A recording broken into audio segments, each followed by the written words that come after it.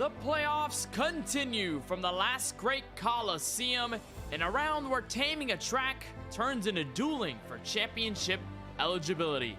Race 2 of the round of 14 moves to the virtual Bristol Motor Speedway, where we welcome you to the 12th race in the WORC Dynamo Designs National Series and the GGR Bristol Playoff Dash.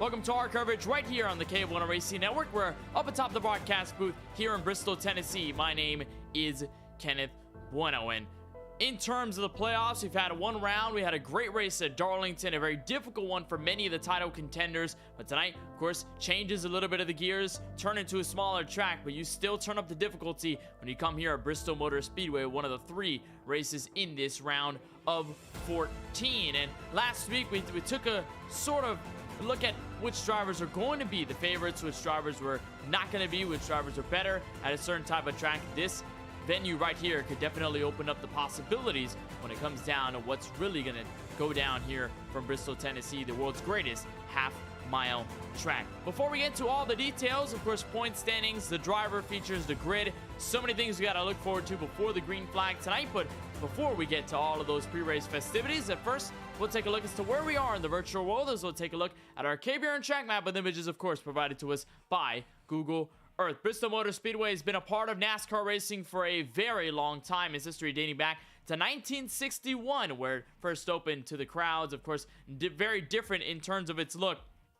On a very interesting track, a very small one, but does pack a punch when it comes down to it. It's a 0.533 mile track with 0.858 in terms of kilometer length. 26 to 30 degrees you'll find in every single turn. 6 to 10 degrees you'll find on the straightaways. And of course, the most wins you saw there in the bottom on the right side of your screen. Most wins goes to famous Darrell Waltrip. Boogity, boogity, boogity, if you kind of remember that. But in terms of what we're going to see here tonight from Bristol, this is technically the at least 3rd or 4th short track that we see into the entire season. Of course, the first short track that is featured in the playoffs, and we'll see a couple of more races throughout there that will be sort of in the same vein. But Bristol Motor Speedway, by far and large, one of the shortest tracks, if not the shortest, that we visited so far this season, apart from the exception of Volusia Raceway Park. That one was a little bit shorter, but that was a dirt track. We've had so many winners throughout the season, so many different factors come into play, but the point standings all so important at this stage of the season. We'll take a look at exactly who's ahead and who's behind going into tonight's round at Bristol Motor Speedway. This is a look from 5th to 14th. Of course, round of 14 is the first 3 races. Talladega next week will crown ourselves 9 drivers who will make it to the next round in the championship eligibility playoff section of the season. Ryan Martin is a current driver holding that final spot, but only by a margin of 2 points to Conor Hervilus, who has been maintained consistent, did not have the greatest race at the Darlington Raceway 1 week ago. But Hervilus, of course, looking for some glory, and that gap manageable. I think with any person here, it is manageable, something to get over the hump. Only 12 points to the final driver within the playoff grid, Logan Pugh, who has fallen back 12 points to that 797-point benchmark. So we'll take a look at those points as we move forward into the rest of the season. Of course, through the rest of the playoffs, we'll keep an eye. We'll keep our monitoring on who exactly is ahead, who's going to be behind, and who exactly is going to get over the points gap, see exactly what might go down in terms of success for the championship later this season. Right now, though, drivers are stacked behind the iRacing official pace car, which means it is our time to take a look at your starting grid and see exactly where every driver and your favorite driver will be lining up here tonight in the GGR Bristol Playoff Bash. On pole is 2-time winner this season, Austin Doran in the 55. He'll start first with a 15.171, the fastest out of everybody in the field, with Gino Merrill, former winner at Las Vegas earlier this season, to his outside in the first row. The Camaro Mustang bringing us to the green flag tonight at Bristol Motor Speedway. Brandon Sampson, who finished well in the top 5 at Darlington Raceway 1 week ago, looking to continue a momentous run here tonight. He starts from 3rd, so a good qualifying effort to keep that streak going. Brady Cox on his outside in the 76 will be in the outside there, row number 2. Hunter Collier, Logan Pugh among 2 of the playoff drivers in this row number 3. He'll start 5th. Logan Pugh, of course, the final driver in 14th, need to get over a 12-point hump in order to be there. P6, though, a good starting spot. Frederick Seagraves, Garrett A. White will be the drivers in row number 4. Garrett White came out of Darlington, your playoff points leader, so we'll see if he can keep that maintained all the way through tonight's coverage. Jay Mulder, the Canadian driver, will be starting ninth, with Ethan Workman to his outside to finalize the top 10. Ryan Martin, Jeremy Cook, the drivers through P12. Timmy Spats, Lucas Lyons, the drivers through row number 7. And then we'll look through everybody through the field. There's a big name, though, on the outside of row 8. Conor Hervilus in the 20, starting 16th. A bit of work to do for the driver. Only 2 points behind the cut line. Ethan Harrison, Aaron Giffen to row number 9. Christian Visconti, multiple-time winner this season, will have a little bit of work to do as well. From 19th on the grid, Nick Pena to his outside. There's everybody else in this grid. Shane Fuller, playoff driver, final driver to take time, although he is not the last driver in this field. It goes all the way back to Terry Mellum in the 23 in 29th place. Full out a very large group of drivers here tonight for the virtual Bristol Motor Speedway. Let's take a look at the weather before we get going as you watch the leaders get around the pace truck. It's a warm 83-degree evening in Sim. Of course, we'll be racing directly into the nightfall. Winds barely to the southwest at about 2 to 3 miles per hour. No humidity, no fog. Partly cloudy skies above Bristol, Tennessee in Sim. It is a beautiful evening to go racing, and an even better evening to find out exactly who will have the advantage going into Talladega 1 week from tonight. It's multiple-time winner Austin Doran, Gino Merrill to his inside, and bring us to green from the virtual Bristol Motor Speedway. The GGR Bristol Playoff Bash is underway.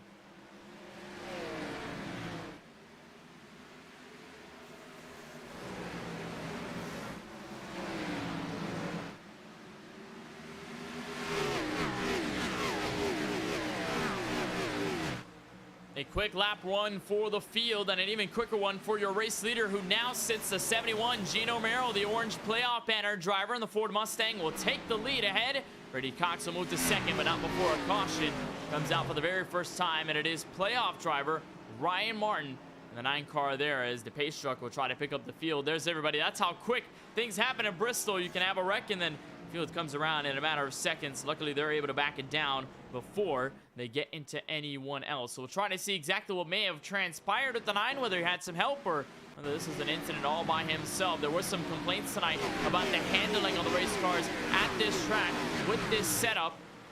And for Ryan Martin, actually just lost the car in the middle of the corner. Got a bit of a hit there from the 59. That was Timmy Spats, who gave him a second hit. And then, of course, Ryan Martin goes all by himself around on the racetrack. I mentioned the complaints on the drivers, a lot of them talking about a very understeery condition, but this one not understeery at all. Our car just steps out by the time he gets off the throttle, and then gets almost a save there from the 59, but not before Timmy Spats gets into him, sends him sailing sideways. That's Joe Berge, the 83, who just went to the bottom side to get around Ryan Martin, though, I think with not really any sort of damage to get him out of this race. I think maybe some nose damage and maybe some left front damage as well. You can see the crinkle there on the front of the Chevrolet Camaro. So it doesn't seem to be too disastrous for the 9 of Martin, although track position going to matter a lot. And I think under this sequence, he is 1 lap down. We'll get the fast repair, or rather we'll get the wave around here. There's a 59 on pit road, and we'll be able to get back to competition, although he will be at the very rear. So a very hectic first couple laps here tonight from the Bristol Motor Speedway. Gino Merrill did not take long to get to the front of the field, was able to really launch off the gates against Austin Doran and took over the lead on the inside lane. And what about a run from Brady Cox in the 76? Also a good deal by him to move over to the inside, nosed ahead by the time the yellow came out. And so this car, which sports an Austin Hill paint scheme, the driver who won at Daytona in the Real Life Xfinity Series earlier this season, he's going to be in second by the time we go green, that outside of the first row. So not surprising that we end up under a caution quick here at Bristol. Of course, this is one of the shortest, if not the shortest track that we do visit here in this WORC Dynamo Designs National Series season. So when you've got a lot of drivers in close proximity, you're probably going to see a lot of yellows to go with it as well. This is not the only short track in the playoffs. This is the shortest one in the playoffs, but there will be one in a couple of weeks' time in the round of 9 that will be at the Iowa Speedway in Newton, Iowa. That will be pretty much the only other short track action race that we'll have in this WORC Dynamo Designs National Series for at least the rest of the campaign. We'll have a lot of bigger tracks. Of course, Talladega making its debut in the playoffs this season at the end of the round 14. That will be next week. And then, of course, we've got Nashville Super Speedway, Charlotte Motor Speedway, and the Homestead of Miami Speedway, which will finalize the season 17 rounds, and it will end on April 7th. So Gino Merrill will pick up the pace truck, and We'll go side by side, double file throughout the entire field. And actually, no, we'll go single file here, caution out in the first opening laps of this race. So we'll have everybody single file. Gino Mero will be your race leader as the lights are out on the iRacing official pace truck. We've got 125 laps here tonight. Telemetry tells us if we stay green from here on throughout, we'll have at least a 37-minute race. So could definitely go quick if you let it go green all the way, but anything can happen here at Bristol Motor Speedway, the last great Coliseum. That's why they call it that. Drivers dueling each and every way throughout. Pace truck makes its way down to the entrance of pit road for the first time since the opening drop. We're back under green from Bristol.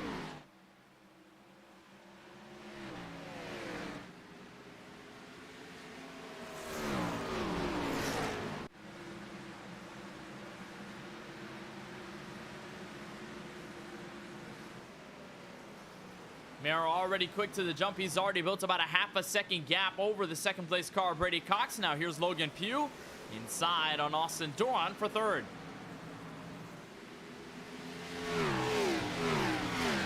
Logan Pugh, of course, coming into tonight's race, a total of 12 points behind the cut line. He does need to beat Ryan Martin on the racetrack, and already with that first caution involving the 9, a lot of good news here for the ABS diecast number 01 of the Ford Mustang, who has not had the greatest of seasons here in this opening campaign, but is just trying to salvage what is left. Austin Doran, though, has been really on the back foot since the drop of the green flag. You're right on board with him on the rear end. There's Garrett White not too far behind to close off the top 5. But Doran, ever since he started on pole, has not been the quickest. We'll see if he can build up the speed, though, later in the run, as drivers try to maximize as much of the banking as possible. And that's one of the things that's really occurred here at the Bristol Motor Speedway, especially recently on the iRacing platform, is, well, at least before the updates that they brought into it the past couple of months, you can only run the high side to gain momentum. You can run the bottom, you can kind of make it work, but it was usually the top of the racetrack right up against the outside safer barrier that would gather you the most speed. But as you see right there, that pass for 8th, Ethan Workman underneath Hunter Collier. Now with the recent updates they added, they kind of evened out both lanes. So yes, you can still get momentum up on the top groove, 30 degrees of banking, but you can also go all the way to the very inside, be able to save tires, and also still be able to gain momentum. So that pass complete for 8th, also pass complete for 9th. Conor Hervilus was able to manage by the 98 of Collier. So Collier was trying to hold out hope on the top. Hervilus and Workman able to make it through on the bottom side. And if you're watching these two drivers right now, what's very different between them and other cars on the racetrack is that they've got those orange Dynamo banners. That means they are running for the championship this season. So if you are looking for a playoff driver here tonight from Bristol, you just look for the orange banners, the orange splitters, and the orange spoilers on these race cars. So you can identify exactly which drivers where and where in comparison they might be. As Hunter Collier strikes the outside wall, it's going to open the door here for Lucas Lyons. Very different paint scheme here on the Chevrolet Camaro, but you make the inside pass work. That is to enter the top 10. Hunter Collier starting to fall back just a bit, as there's Jeremy Lapinus in the 64 just behind, trying to make something stick on the very bottom side, 2x2, couple of rows deep. Now you watch second place, that's Austin Hill on the Austin Hill paint scheme. Brady Cox in the 76, Logan Pugh just behind, trying to take advantage. Not going to be able to do so just for the moment. He'll wait, be a little bit patient, but they are losing ground to your race leader, Gino Mero, who's already built up a 0.7 of a second gap over the 76.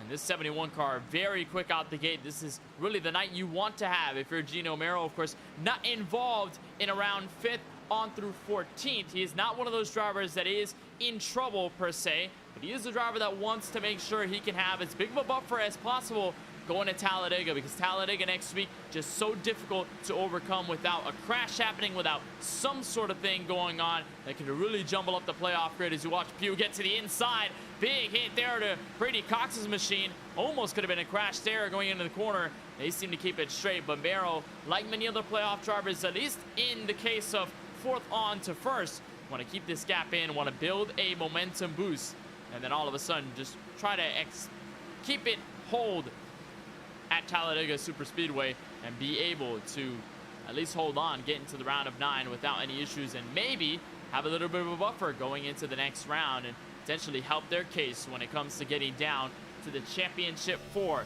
Here's on board with two-time race winner this season, Austin Doran. We saw him fall back just a little bit after starting on pole.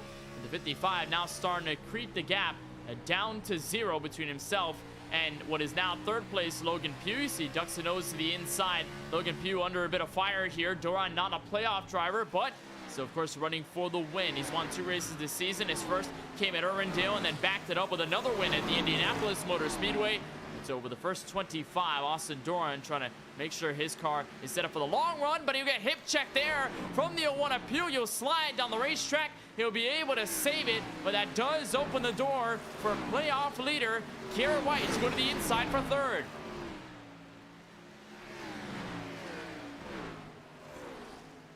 It's got very hairy around the 55, got up into the 01, out of the corner, got very squirrely. Car was able to maintain straight though, going onto the apron, and Doran keeps himself in this battle for now, although with maybe another wound there to the right side of his race car. He's already got some on the front end, and it's not going to help if he can get it damaged even further some, as Garrett White now makes the pass. That is for second, able to get underneath the 76 of Brady Cox, and your points leader already on a good run as your leader is starting to catch up to lap traffic.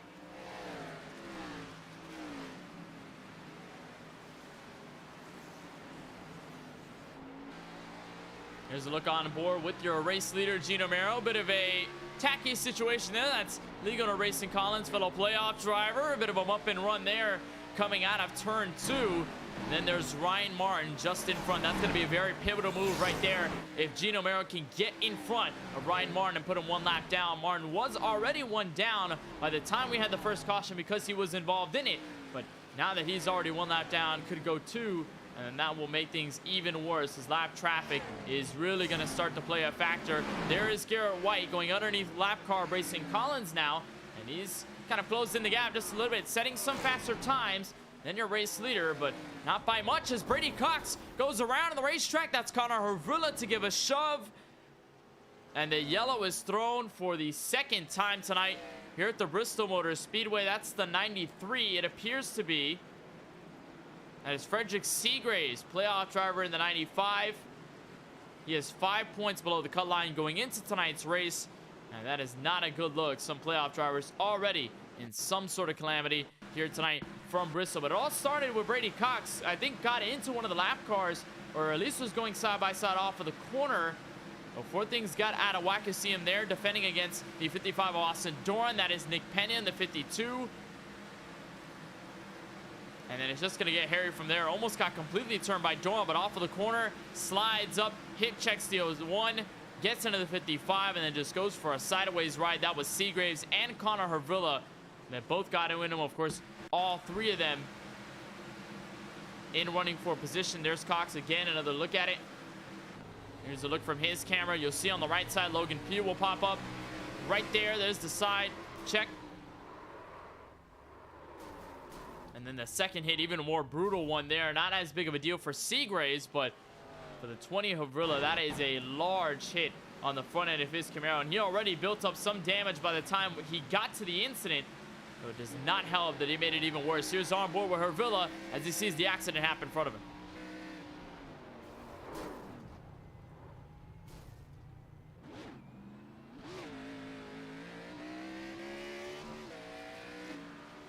It's not a great night to start in the first 35 for the driver of the 20, Conor Hervilus. He ends up in some trouble. He's got no front clip on his Chevrolet Camaro. And of course, no fast repairs here in this WORC Dynamo Designs National Series. So if you want to get repairs, you're going to have to do the time on pit road. Speaking of pit road, saw many drivers in the field come down for service, most notably about 7th on back.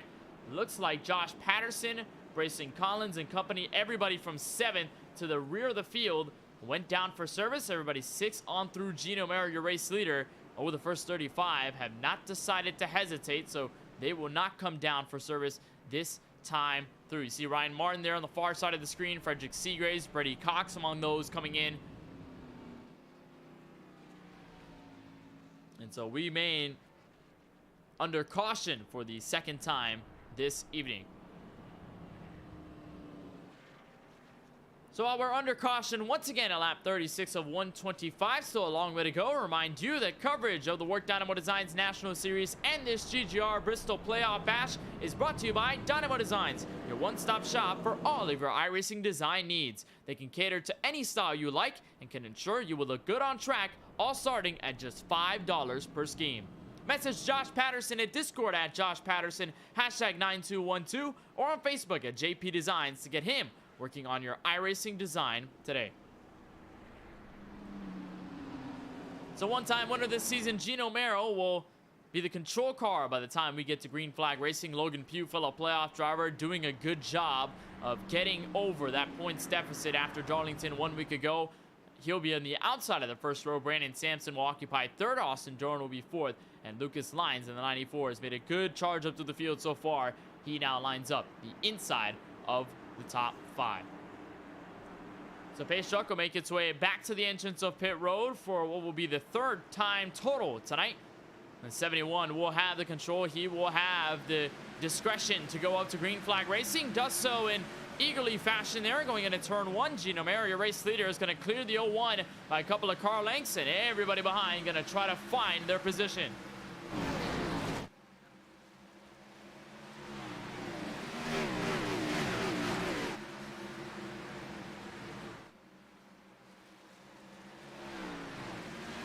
See Merrill there leading the field. Now it looks like Austin Doran has finally made a charge here for second. So despite the slow start of the race the 55 had, now he's starting to turn on the jets. Now to the inside of the 01 he'll go. No contact out of the corner. He'll have help from Garrett White. That's Ethan Workman, the third car on the very inside. And as a 77, that was Ethan Harrison tagging the outside wall. It's still Pugh versus Doran for P2.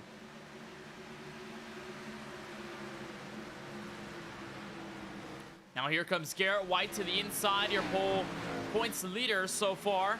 He'll go to the very bottom. He'll duck the nose in. Garrett White very quick from the jump of this race and has already crept up to second. He has yet to find his way to the race lead. And that 26 with a lot of pace underneath the Toyota Supra. Finished well at Darlington, finished on the podium last week. And now trying to make sure he can actually get to the front, and a slippy moment there from the 71 of Gino Merrill will allow the 26 to go to the inside, and a quick move, Garrett White to the race lead.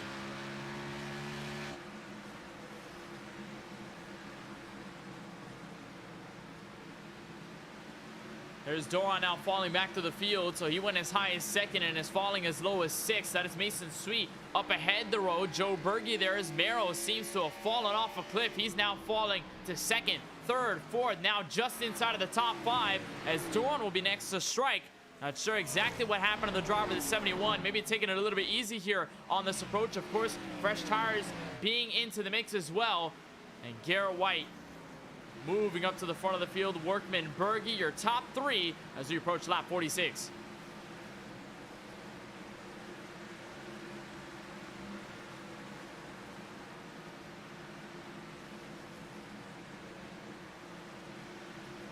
So while everybody tries to charge on the race leaders, there's Merrill, there's Doran, some of the oldest tire cars in the field. We'll see if they can settle themselves through as Doran and Merrill, a lot of drivers as well in that group, as he gives a check there going into what looks to be turn 3.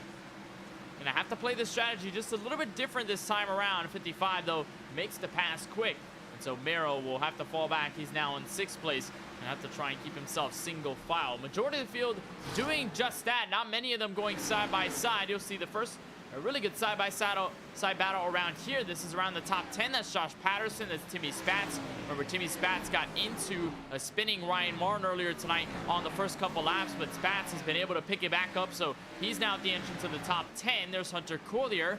We saw him stuck pretty much beached on the very outside lane, using the opposite lane on the very bottom to get around Logan Pugh. Not able to complete the pass this time by, as Pugh will hold his nose out of the outside.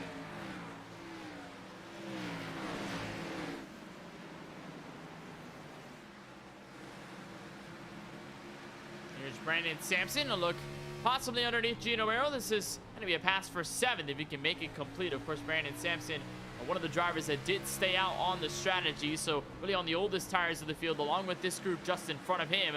And then there's Paul Granada, who is on the fresher set of tires, only about 17, 18 laps on his stint. Nova Sim Racing Toyota Supra now darting to the inside and darting to P7 as he'll try to get around Austin Doran in just a couple of laps time. Meanwhile, a gap for the lead pretty much has opened up. There's a lap car there, Nick Penna in the 52. He'll stay up to the outside, and as they approach lap traffic once again, this time Garrett A. White, though, with a substantial advantage, about 0.8 of a second, and growing between himself and the fellow driver in the 25. There's another lap car there. He'll get out of the way, and so won't be any hard work per se for the 26 so far. Lap traffic has been a very big factor in this race. Of course, the caution that was thrown there most recently was due to everybody going around 3 wide where a lap car was stuck on the very outside. So it may become a very big talking point when we talk about battles for the lead and obviously battles for position around the top 10, top 15. It's going to matter even more in the case that we are, of course, running for the championship, many of them with playoff banners on top of their race cars. So it only means more if they lose a position or gain one on the racetrack. Here's Mason Sween, the 56, started in 26, so he's done a great job of working through the field. Of course, was on that strategy to put on fresher rubber than a majority of the field who had stayed out up front, and has now worked into the top 5. As I believe we've got word, Austin Doran has decided to come down pit road. Same deal for the 71 of Gino Mero. So this could be a nightmare scenario for both of those drivers, because they're going to go multiple laps down on end, knowing that they have had to pit at least once. Maybe anticipated another caution. There is Austin Doran, the 55, on pit road, and then there's the look to everybody else. Logan Pugh coming out just in front of him. And this is really going to hurt the case of these drivers, because they're not going to go just 1 lap down. They're going to go 2, 3, 4, maybe even 5 or 6 laps down on the racetrack, just because things happen so quickly here at the Bristol Motor Speedway, and it may be difficult to overcome by the time the leaders come down. And speaking of the leader, he's in a tricky situation. That's the 51, Jay Mulder, on the very bottom. That's Christian Visconti on the very top. These are lap cars, and they're going to go around just in front of the race leader. That's Visconti. Went hard into the inside wall and is immediately towed. Caution, though, looks like it will not wave, so White may have dodged the bullet here on lap 60.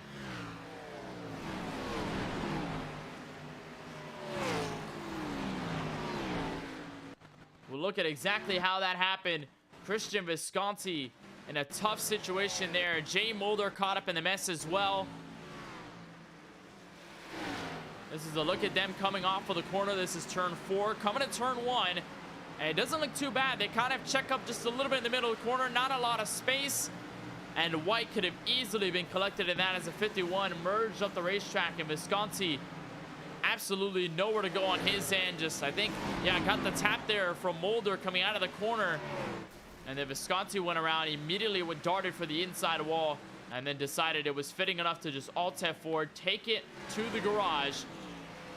And that does not cause a caution here at the Bristol Motor Speedway. This is also going to be a big move right here, because that's Shane Fuller right in front of your race leader, the 57, currently trying to keep himself at least above on the lead lap. Not going to happen for now. He'll be 1 lap down, so now 12 cars remain on the lead lap. And if you want an update on exactly what happened with Gino Mero and the likes of Austin Doran, they are now 3 laps down, well, 22nd and 23rd respectively. Logan Pugh now 25th. He is also 3 laps down, so add him to the list of drivers who are multiple laps away from your race leader, all because of that call to come down pit road, and really the ignorance to not come down that time on the yellow, expecting another yellow probably to come out just a little bit after that. So Garrett White currently maintaining control of the lead, and while we're already halfway through this race, why don't we take a look at your race summary, of course, presented to us by Supermix. 66 laps complete, coming to 67 here from Bristol. We'll have a total of 58 laps remaining. That's Brady Cox, who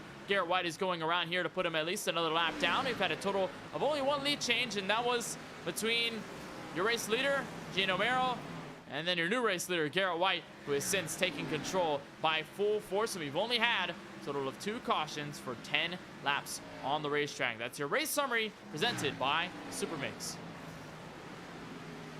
So there's your leader, Garrett White, up in the first place position, about almost 2 seconds away from Joe Berge, former race winner earlier this season at Auto Club. Remember, made that miraculous pass in turn 3 and 4 to get to the start finish line first. And we had an absence of this 83 car, so good to see him back on the racetrack here in the WORC Dynamo Designs National Series, and of course working with a monster truck team. So congratulations to Joe Burgess. He's right there trying to play a little bit of defense there. That's Brandon Sampson, Austin Doran to just go around him, and he's able to keep himself collected, though. He knows he's in second, and this is the driver he's going to have to defend against, as the 59 will go to the very bottom. That is Ethan Workman. In third, Mason Sweet currently holds in fourth, and Timmy Spatz, playoff driver. Remember, last time we saw him, he was in the entrance of the top 10, and now he's just inside of the top 5. So a lot of things going on at once, and it looks like Garrett White is well on his way to lapping almost the entire field. 7 cars only on the lead lap. Looks like Hunter Collier, the final driver to be on the lead lap, and it may not take long for your race leader to go around. It's been a very dominant evening so far in the second half for the driver of this 26. Continuing green here from the Bristol Motor Speedway as we continue our coverage of the GGR Bristol Playoff Bash, as Garrett White maintains control of your race lead. We'll take a short side-by-side break, but you won't miss a thing. You're watching coverage of the WORC Dynamo Designs National Series here on the KBueno Racing Network.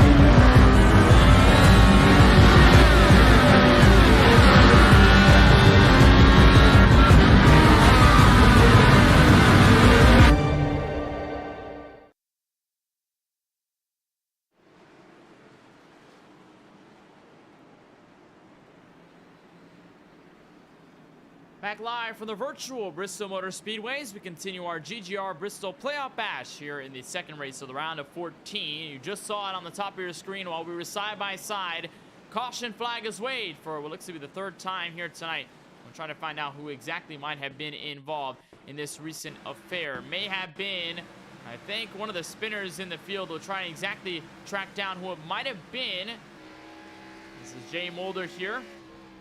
See if we can find the incident just around him. Doesn't seem to be the case as everybody tries to slow down and get out of harm's way. Even though it didn't really look like harm's way, it was very far. We'll see if Brady Cox may have been in it. He was 27th at the time of yellow. I'd say there just might have been a hit just in front of these guys all over the racetrack. Very hard to tell exactly what might have gone down. There's a look from Paul Granada. This looks like the caution wave. We'll still try to find out exactly who went around on the racetrack. It just doesn't seem to be any significance on exactly what might have gone down. So we'll see. Actually, right there, that was leader Garrett White involved in it. We talked about how dominant he was pretty much all race long. I think, fortunately, not too much damage. That's Hunter Collier, fellow playoff driver there. And they both go around to the racetrack. Coming out of the corner, you see the 98 drifts up. 26 slightly gets into him, but that's enough to send him sideways. And not a lot of damage to the 26. Cannot say the same for Hunter Collier as he ends up slamming the inside wall. And Garrett White could have been put in disaster there. He is the cause of the caution technically, but I believe he still will maintain control of the lead, at least for the most part. So Garrett White escapes an incident that could have easily taken out of this race. And we will cross the line for lap 84 Total of 41 laps remaining here from Bristol under the yellow flag. This is the third time we see the yellow come out here for on-track incident. So a very interesting case there, and I talked about how lap traffic was going to mean a lot coming to the end of this race. And Hunter Collier, by the time we took that side-by-side break, he was the final driver on the lead lap, so he was trying to play a little defense. Doesn't look like any intent though on any driver's part. Just washed up out of the corner. They both merged in the wrong place, wrong time in the same real estate, and then they end up going around. And obviously Garrett White with some damage, Hunter Collier with some damage as well. Fortunately for Collier, he will keep himself in 6th, and although he does have some front end damage on his Toyota Supra, we're at a short track, so some of the damage won't necessarily affect him as much. He just has to hope that there's no lost revs on his car, because that will mean a lot when it comes down to just keeping speed overall on the racetrack. So it looks like we will get a 1 to green signal here from the iRacing official pace truck. So we'll have our green flag just as soon as we got the caution. The 26 of Garrett White will be on the outside of row number 1. Joe Berger will be on his inside, going to try to take the lead away. Ethan Workman, Timmy Spatz to your top 4. Granada, a very good charge by the 04 tonight. He's in the top 5. And by the way, he's the final driver on the lead lap here on this restart. Green flag back in the air from the GGR Bristol playoff bash. Garrett White already up and away. Joe Berge going to try and play some defense here on Timmy Spatz, who has immediately put his nose to the outside. So all of a sudden, we've got a battle for second, maybe even further back, as Ethan Workman could have also put his name in the ring, going to back out. And Joe Berge would keep second as they all try to catch a race leader.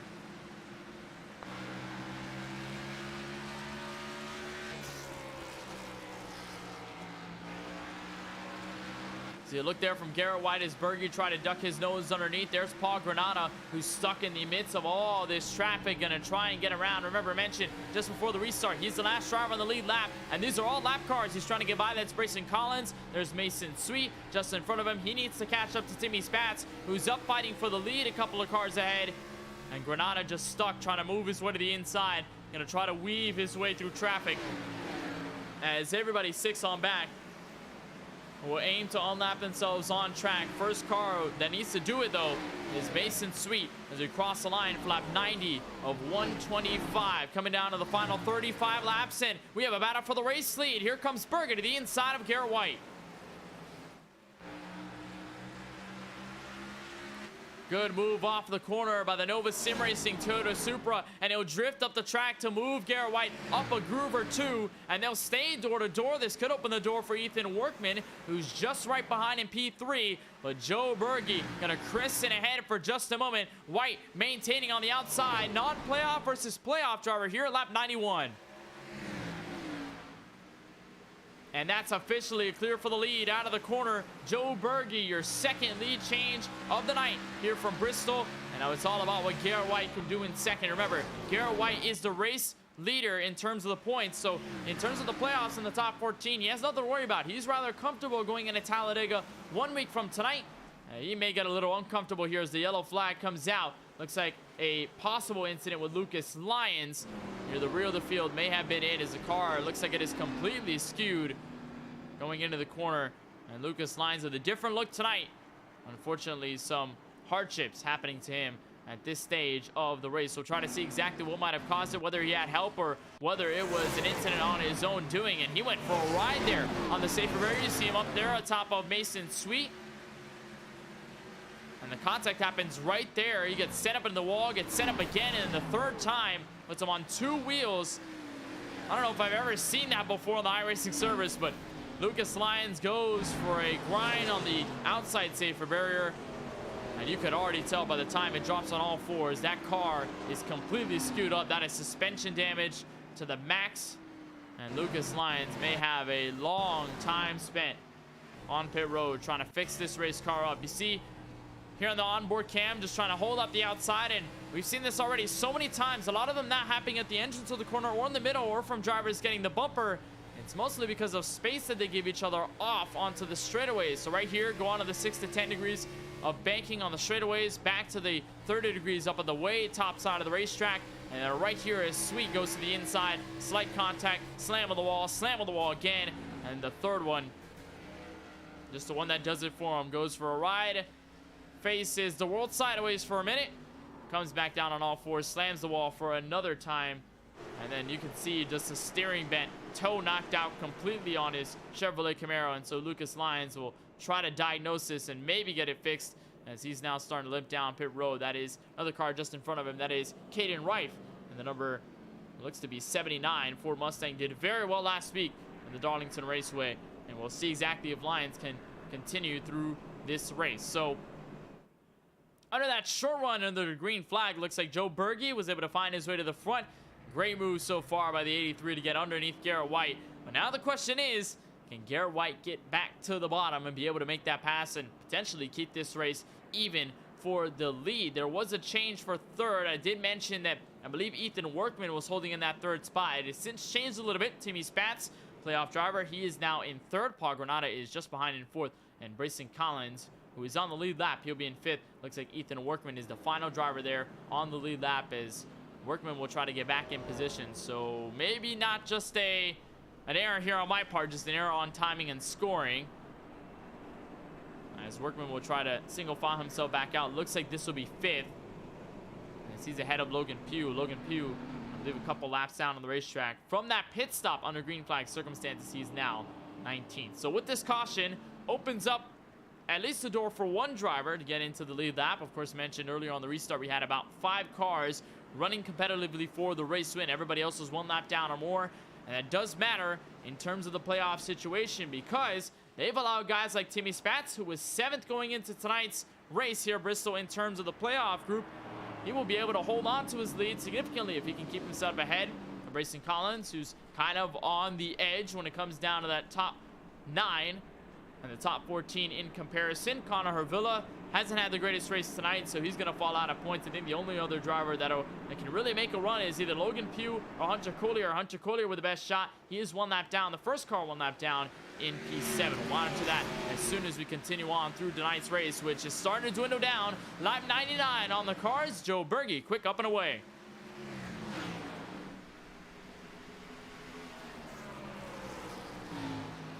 And a caution immediately comes out. Everybody gonna try and fan through, and it appears Logan Pugh's in it. There's Brayson Collins, and I think Conor Hervilus might have been involved. And I mentioned Hervilus, the tough spot he was in tonight, and he indeed is the cause of this recent caution. I'm not sure whether it happened in front. I actually didn't. That was Logan Pugh, who just got there, and then Hervilus just decided to call it quits. Pugh was one of the main victims in this incident. We'll see exactly how it all started. This is on the outside of Ethan Workman, and this is rather close to the race leader. Oh, and it was contact right there. Ethan Workman just side-checked him, and then everybody was trying to merge down low to get away from it. Unfortunately, could not find their way out of the sucker hole. There's the contact again, and sent the 0-1 around, puts him into the wall, and then everybody comes down into it. That's Frederick Seagraves. Austin Doran, who pitted earlier tonight, was a pole sitter in this race.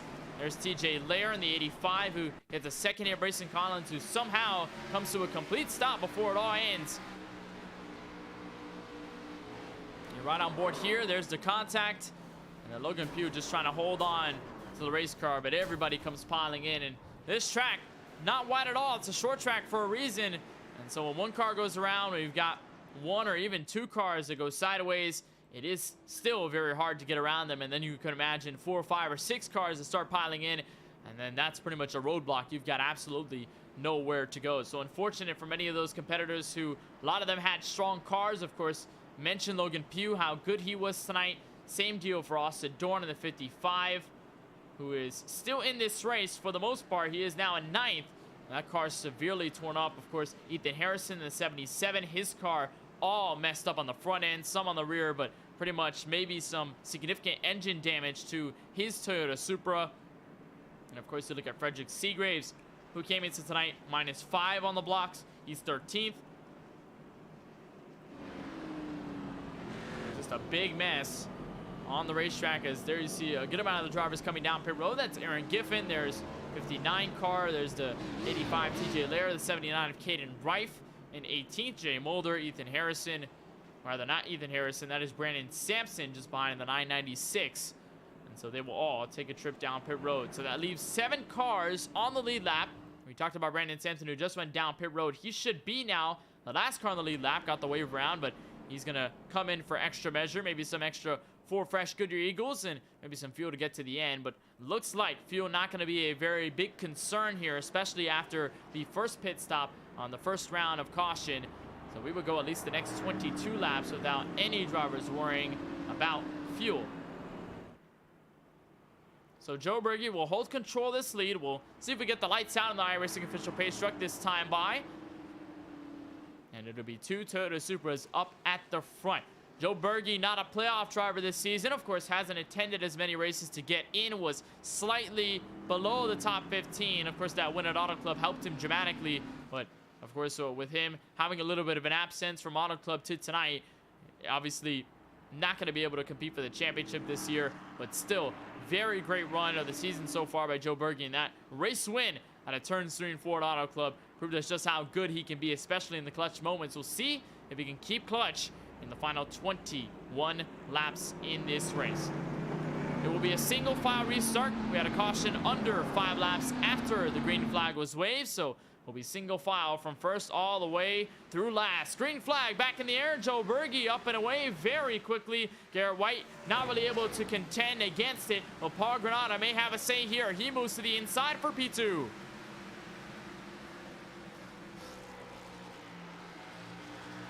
You can tell the difference and contrast between when you've got double file restarts and when you've got single file. Look how separated the entire field is from first all the way through the field. Just behind, though, the number 98 of Hunter Collier, we saw, looks like Frederick Seagraves had gone around just behind, but the caution will not wave, and we will stay green.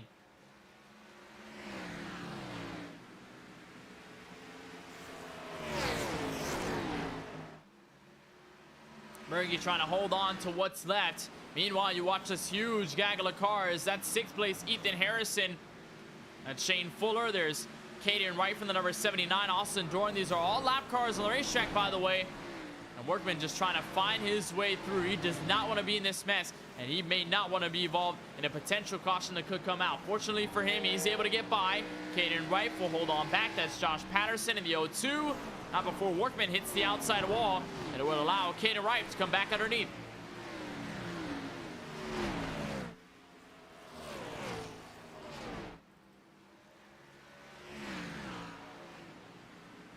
And so we approach the final 15 laps here in this GGR Bristol Playoff Bash. Joe Berge still ahead of your race leader, but not by much. Last time by, faster Garrett White was a 15.479, and Joe Berge with at least a 14 or 15.48. So faster run there, looks like, by Garrett White last time through, and unfortunately times got a little messed up, so that time might be wrong that I just said from Joe Berge, but still fairly fast. Garrett White is now at 15.502 for Garrett White, at 15.544 for Joe Berge. So all of a sudden, your playoff points leader back in it again. The question is, how much time does he have left?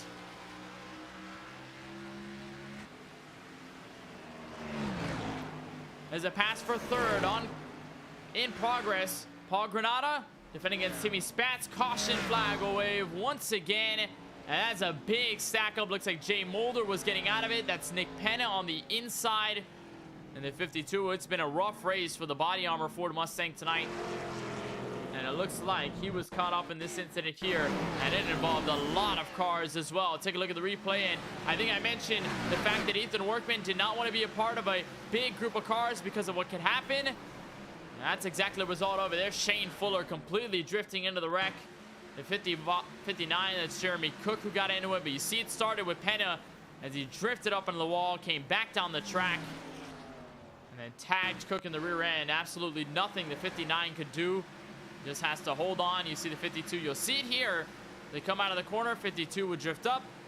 We'll push a little bit tight. Car will smack the outside wall there. And as he travels down, slightly gets to 59. Brings everybody together. That's Brandon Sampson who got tagged in. The third car in it. And then Shane Fuller, playoff driver, just the last driver in. He is 18 laps down on the racetrack. And his car just went for a full send in the corner. Here's onboard Fuller.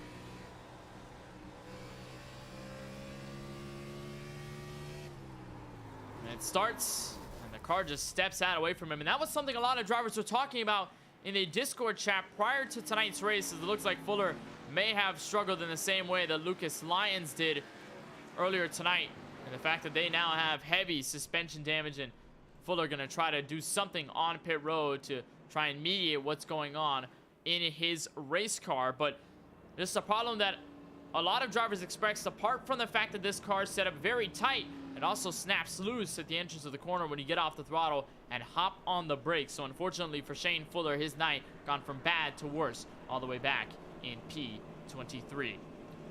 So we do have a new face at the front of the field. Once we cross the start-finish line, with about 9 laps left, it will be Ethan Workman at the front of the field. We'll see if he ends up second-guessing and coming down pit road. But Garrett White, Joe Berge, Paul Granada, Timmy Spatz, Brayson Collins, a lot of drivers that are still in the lead lap in contention for the win tonight, decided to come down for 4 fresh tires to get to the end of this race. And that may prove disastrous for Ethan Workman, who's trying to stay out. His stint currently on completion of lap number 21.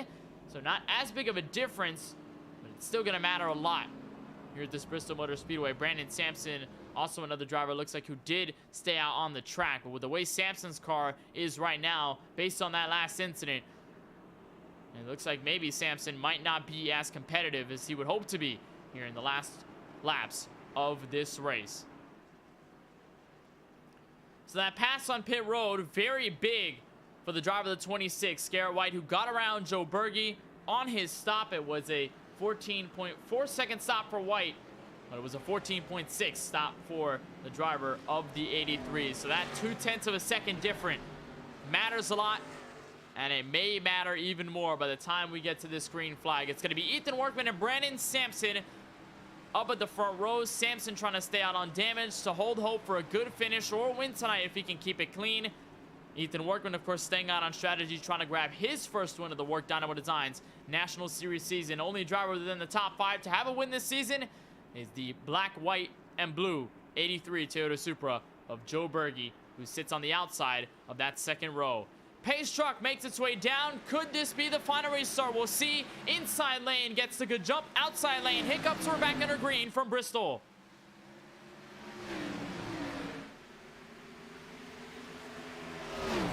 And Joe Berge got left for dead as he was stuck behind Brandon Sampson, had to force it 3 wide. And now here comes Garrett White trying to charge for the lead.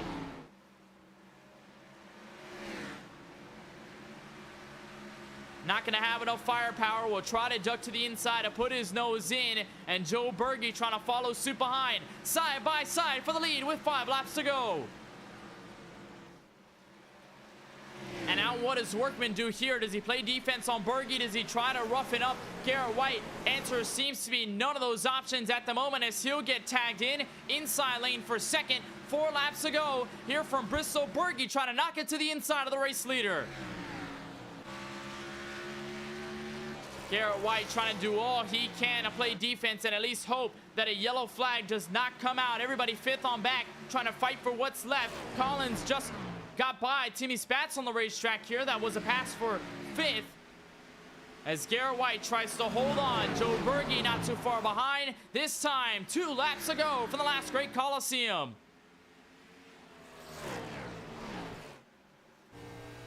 Time and time again, we've seen Garrett White just short of the race win. Despite dominant performances, despite consistent runs, he has yet to find his magic moment, but he will capture the white flag. We will end this race under green flag circumstances. Does Berge have anything left? White trying to finalize what's been a struggle to get to victory lane all season long, but it's going to happen here at Bristol in the playoffs. Garrett White wins his first ever WORC Dynamo Designs National Series race and takes the GGR Bristol Playoff Bash.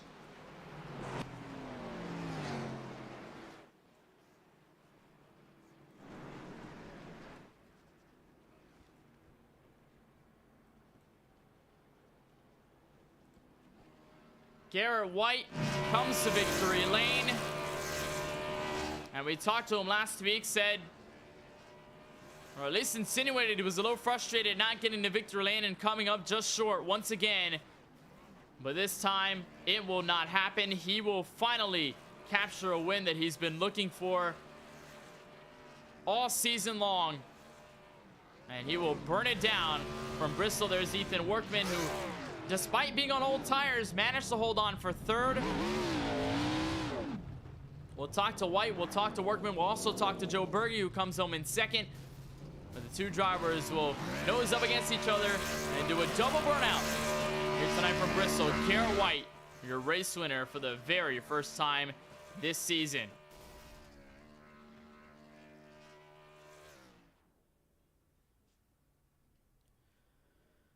So the celebration will continue. Looks like the engines are expired on both of those machines, on the Supra and the Camaro, from burning out.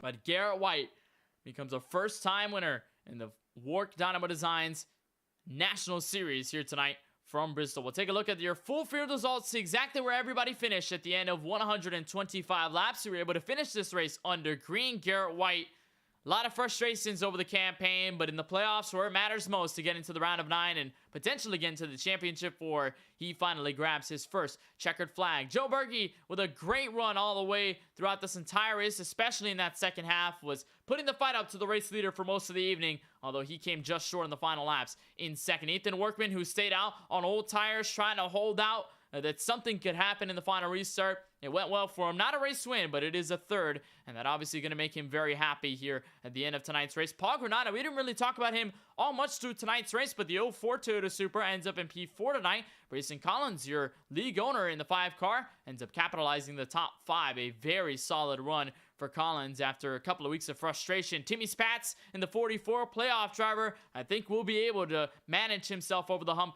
quite well after finishing 7th in points after Darlington. He'll have a good route into maybe Talladega Super Speedway 1 week from tonight. He is 6th in this result sheet. Brandon Sampson, who stayed out on probably the most beat-up car in the field, he ends up 7th. Mason Sweet will manage 8th. Hunter Collier will be 9th, and Hunter Collier is the final driver in the top 10 on the lead lap. Josh Patterson will be the first car 1 lap down in the entire, would look to be 29 car pack. Gino Mero in the 71 Vegas winner, led a good amount of this race to start, but could not find the magic near the end. Ends up P11. Aaron Giffen in the 4 makes a nice recovery tonight. He finishes 12th. How about Caden Wright from the 79? Another start here for his Ford Mustang. He is 13th, 2 laps down. TJ Layer not too far behind in 14th, also 2 laps down before we get to the first batch of 3 lap down cars. Jay Mulder in the 51, Ryan Martin in the 9 machine, 15th and 16th respectively. Austin Doran, despite starting on the pole and running a good amount in this race in the lead, pitted at the wrong time, pitted under green, went a couple laps down, and it just went downhill from then. He ends up 5 laps down on the track. Jeremy Cook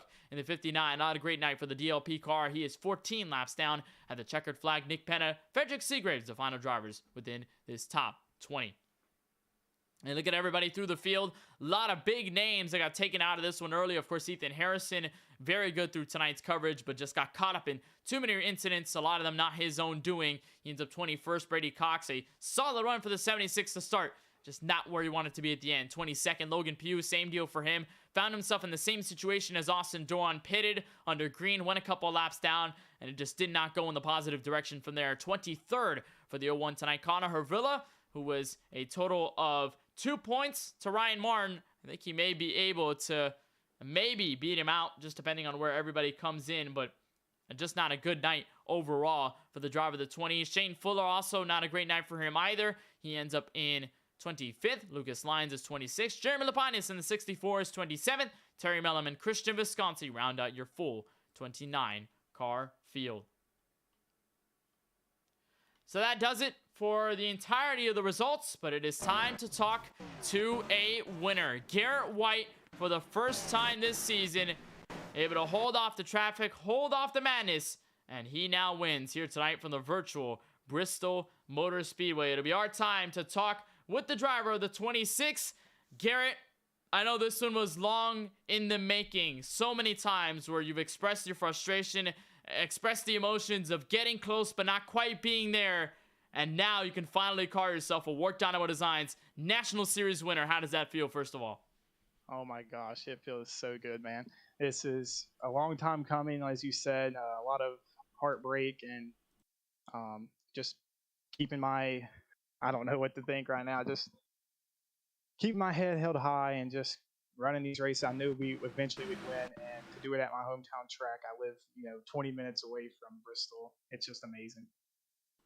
A lot of great feelings going into tonight's race, but it did not come with pure luck. It came with consistency, and your run at the end of this race could probably be described as dominant, but I want to talk about that slight incident with Hunter Collier. You were pretty much mowing through the field, lapping a lot of cars down, and then Hunter Collier comes by. You both make slight contact. You go around. Did the mindset change? Were you kind of scared a little bit about what happened there? Or walk us through your emotions through there, because you had a big lead on Joe Berge at that point, and then it looked like that could have changed the race forever, but luckily it didn't for you.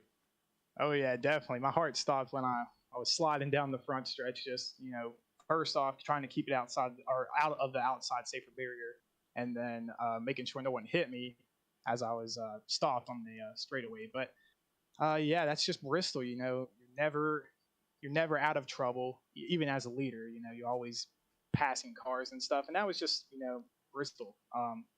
I was trying to lap him, and he came down a little bit, I came up, and we just kind of met in the middle there, and that's just Bristol. But luckily, it didn't give me much damage, and we were able to win the race. You're able to come back and defend against a hard-charging Joe Berge, and walk us through that battle between you two, because it looked like in the beginning of the race, it was different casts of characters, and then by the end of it, we knew it was probably going to be between you and that 83 car. How was it to battle him for laps on end, especially in that final stint for the race win? Oh yeah, I have a big trust in Joe Berge, racing me clean, and we've had good battles before. And on the final restart, Ethan Workman stayed out, and he's my teammate, so I knew he'd do everything he could to help me win. And then once I got out in clear air, it was just hammer down and try to stay out of the range from him, making a bump and run or something. But yeah, it was really fun racing Joe and everybody else today. And of course, it's going to be a lot of fun next week, because I feel like you're not going to worry too much. Talladega, I know it's a circled spot on the calendar for a lot of drivers, a lot of worries coming into that race, but with you in this race win, I feel like you're going to be clearing it with flying colors and going into the next round with ease to move on to a potential championship this year. Garrett, before we let you go, here from the Bristol Motor Speedway, anybody you want to thank for making this all possible? Yes, I'd like to thank Whiteout Sim Racing, and a very special thanks to Ethan Workman. He definitely helped me win that, and part of the win is definitely given to him. So thank you, Ethan. Well, we certainly appreciate the time, Garrett. And on behalf of our team here at the KBueno Racing Network, want to congratulate you on your first win here in this WORC Dynamo Designs National Series from Bristol. Of course, wishing you the best of luck moving into the rest of the campaign and the playoffs. But for now, congratulations from Bristol. Yeah, thank you. Let's get it. As Garrett White on the Hunt for Championship finally finds victory lane for the first time this season. So many moments where he had just come short. So many moments where there could have been what ifs. But it is not a what if, it is a when. And the win came at this time, at the right moment, and he was able to beat the rest of the field in the final laps, hold his composure, and he is now a checkered flag holder in 2022. We'll talk to the driver who comes home in second, and also another checkered flag holder in this series as well, a little bit earlier in the campaign at Auto Club, but Joe Berge ends up in second, just behind your eventual race winner. Joe, that must have been a lot of fun, tackling against Garrett White, fighting for the lead, fighting for position after you started 25th and you kept your car clean.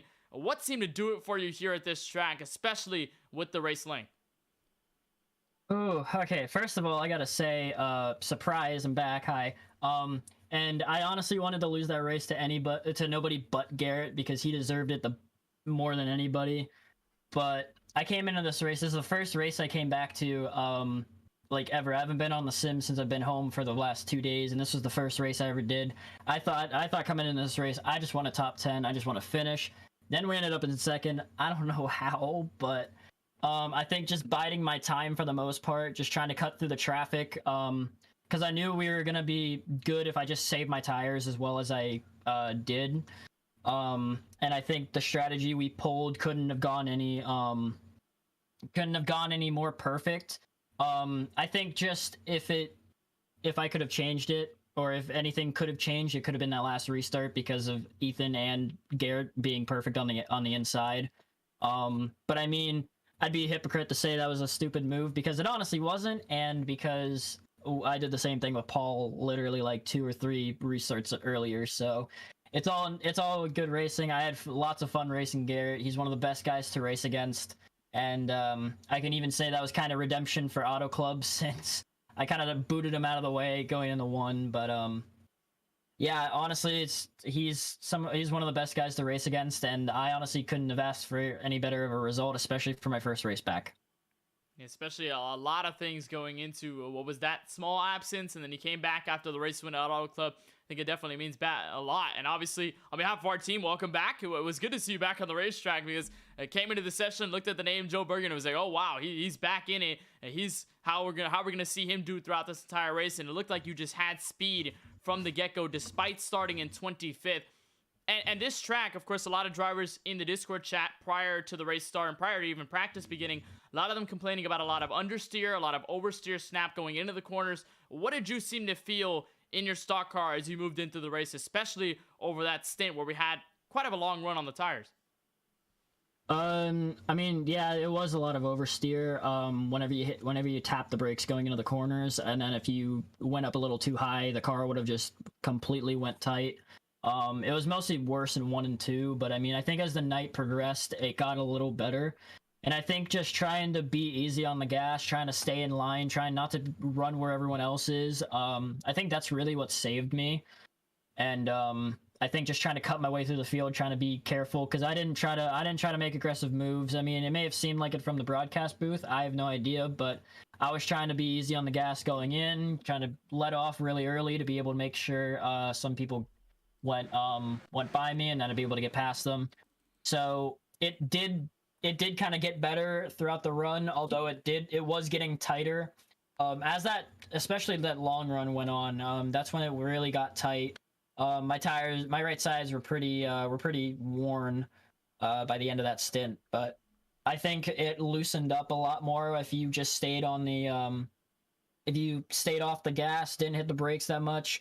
And even I think there were a few times actually when I did tap the brakes trying to avoid somebody, and I did end up going sideways, I will admit. I did almost wreck it. I know I hit the apron a few times, but I was able to keep in control, and I was even able to keep up with some of the people that I was racing with. So it kind of just became a deal with, like, I guess kind of being able to control both of those scenarios. It was really bad in practice, especially with everybody wrecking, obviously because of Bristol, but I think that's the combination of trying to get used to it throughout the run, plus being easier on the gas and all that, trying not to make too many aggressive moves. I think that's really what helped me in that, because especially starting from the back, I've started from the back in about basically every race except for I think Phoenix, and it's all ended the same way, just about.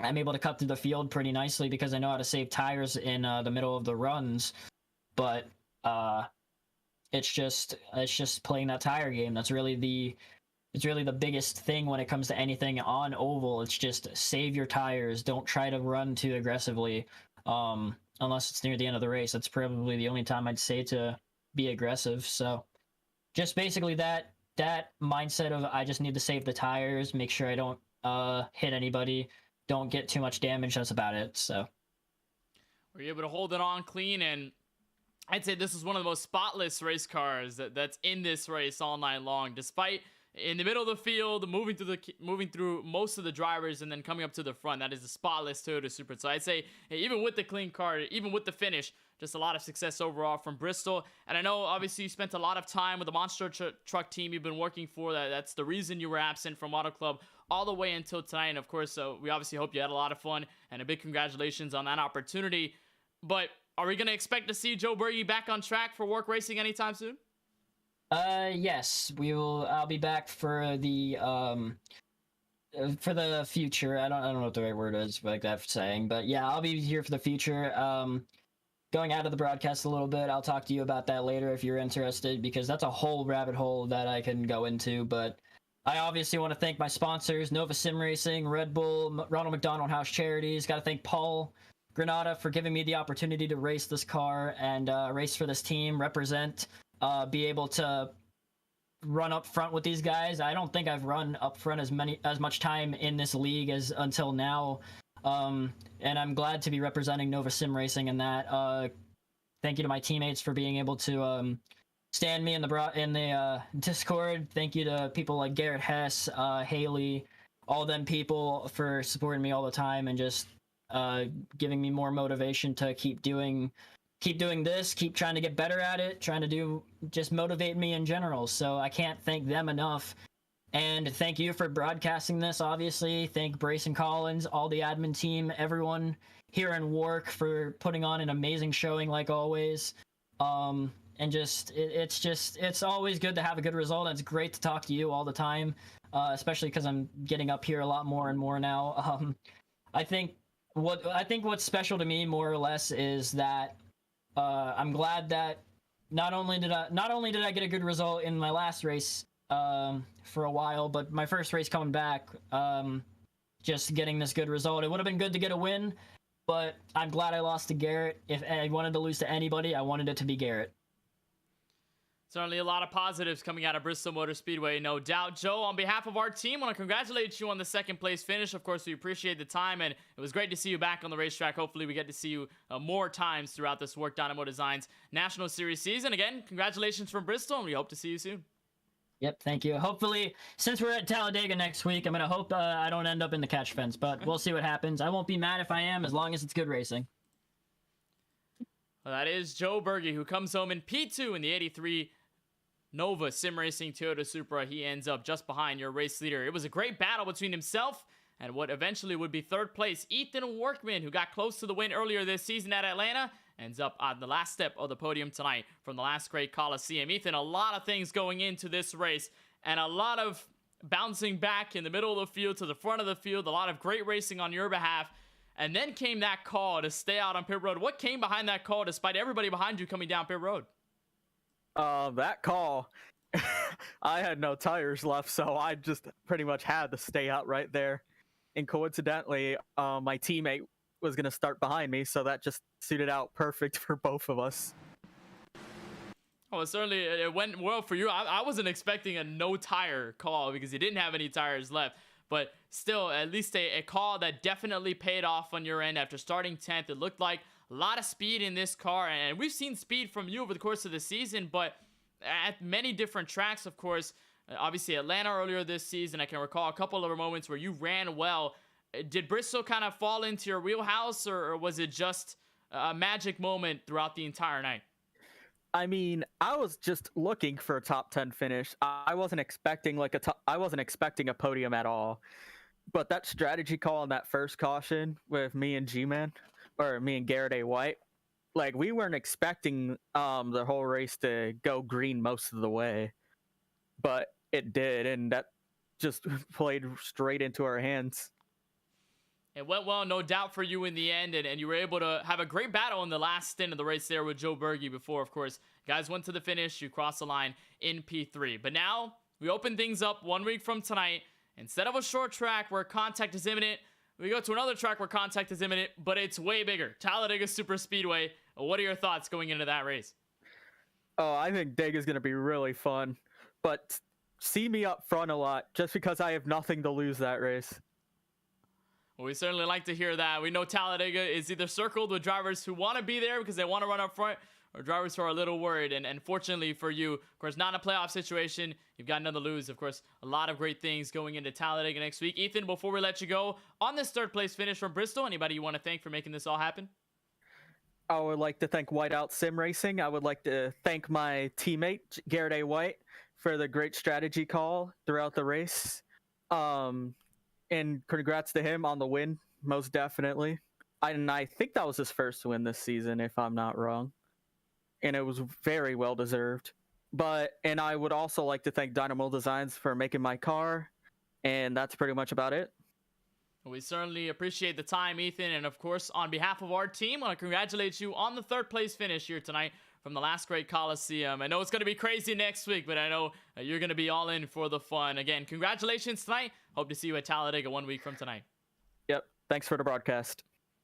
As Ethan Workman in the 25, who comes home in P3. Great run for the Ohio State Chevrolet Camaro. The spotlight, though, all on Garrett White in the 26, who comes home with his very first WORC Dynamo Designs National Series win. And as we've alluded to a couple of times in that interview section, 1 week from today, we are at the biggest and baddest track of them all. Talladega Super Speedway is host of round number 13, the final race in this round of 14 for the WORC Dynamo Designs National Series playoffs. We'll deduce the 14 drivers to 9, and then we'll continue on our way through Iowa, Nashville, and Charlotte before we deduce to the championship 4 that'll fight for the entire title in 2022 at the Homestead Miami Speedway.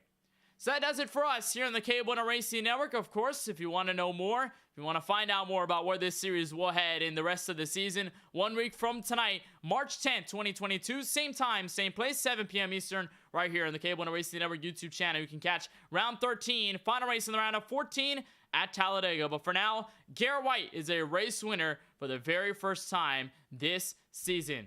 So on behalf of Paul Granada, Josh Patterson, Brayson Collins, all the admins and the owners that make things happen here in this WORC Dynamo Designs National Series season. And on behalf of all of us here at the KBueno Racing Network, for Charlie Beyer, for Keelan Basha, for Francisco Bacquiao, my name is Kenneth Bueno. Saying so long, good night from the world's fastest half mile. It's Garrett White with the race win in 2022.